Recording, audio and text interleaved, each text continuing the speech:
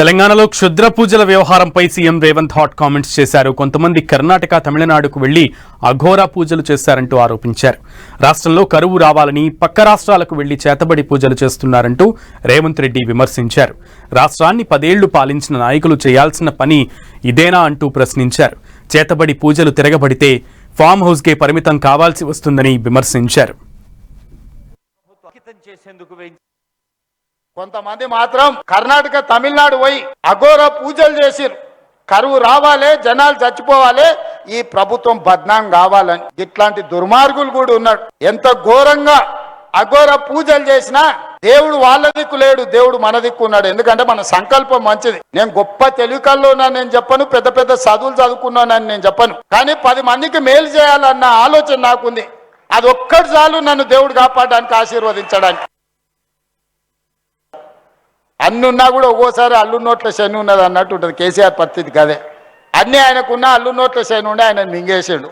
ఇవాళ మింగనీకి అఘోర పూజలు చేస్తున్నారు. ఇట్లాంటి వాళ్ళు అఘోర పూజలు అంటే ఏంది లేదు, శాతబడి చేస్తున్నారు. ఏది పక్క రాష్ట్రాలలో పోయి గిదా 10 ఏళ్ళు అధికారంలో ఉన్నోళ్ళు, 25 ఏళ్ళు తెలంగాణలో ఉన్నోళ్ళు శాతబడి పూజలు చేస్తారా? శాతబడి తిరగబడితే ఏమవుతుందో తెలుసు కదా. బుద్ధి సక్క లేకపోతే శాతబడి కూడా తిరగబడుతుంది. గదే అవుతుంది. మళ్ళీ ఇంట్లోకి వెళ్ళి ఫామ్ హౌస్లోకి వెళ్ళి బయటకు వెళ్ళకుండా అవుతుంది. ఏం లేదు, అదే తిరగవాడి మిమ్మల్ని అష్టదిగ్బంధం చేస్తుంది. ఏదైనా కారణం చేత 22A పడి ఉంటే మీరు కొనుక్కున్న భూమి ఏడికి పోదు, 1 ఇంచు కూడా ఏదికి పోదు. నేను ఇస్తున్న జమనాత్ ఇస్తున్నా, మీకు భరోసా ఇస్తున్నా. మీ భూమి మీకు అధికారులతో మాట్లాడి మీరు రిజిస్ట్రేషన్లు చేసుకున్నట్టు అన్ని ఆదేశాలు ఇస్తా. ఒక్క సర్వే నెంబర్లు 500 ఎకరాలు ఉంటే కోర్టు ఆర్డర్ ఇస్తే ఆ సర్వే నెంబర్ మొత్తం 22A ప్రొహిబిటెడ్ లిస్టులో పెడుతున్నారు.